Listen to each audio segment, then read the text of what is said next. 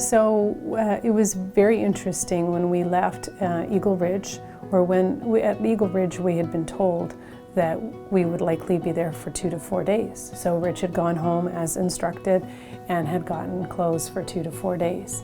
Well, those 2 to 4 days stretched into 8, almost 10 weeks. And so when we got to Children's Hospital, we didn't know how long we would be there, but after a week we thought, okay, well, let's make this a little bit more homey.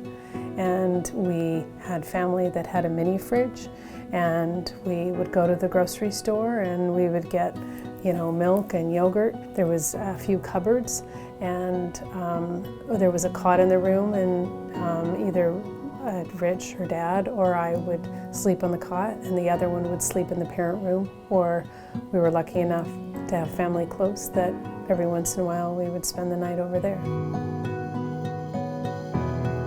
A couple of memories that stick out of my head of our time at Children's, and I keep saying our because her dad and I were there with her. Although we weren't getting all the pokes and all the surgeries, we were still part of the team, so to speak.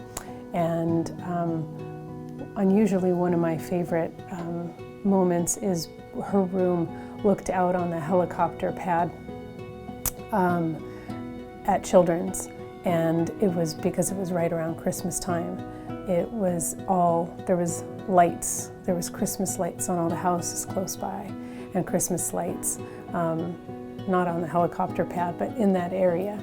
And it was beautiful. I mean, you have to look at the silver lining on things. We were also told to expect everything would be calm unless nurses and doctors burst in. And so majority of the time, almost every night, we would have quiet nights and nobody would come in.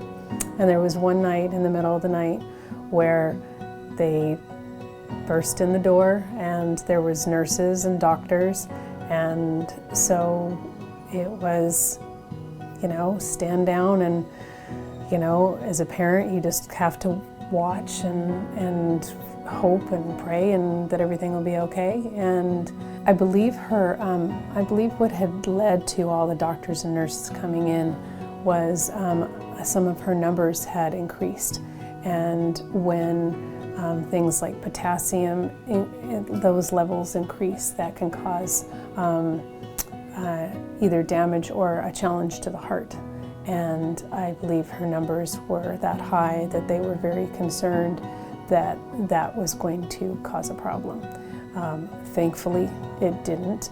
They were able to work their magic and do a couple of procedures. And so everything worked out just fine, and within a couple of hours it was as if it didn't happen. But again, the nurses there were absolutely amazing, because they, got Ava calm and relaxed and back to sleep, and they got me calm, relaxed, and back to sleep.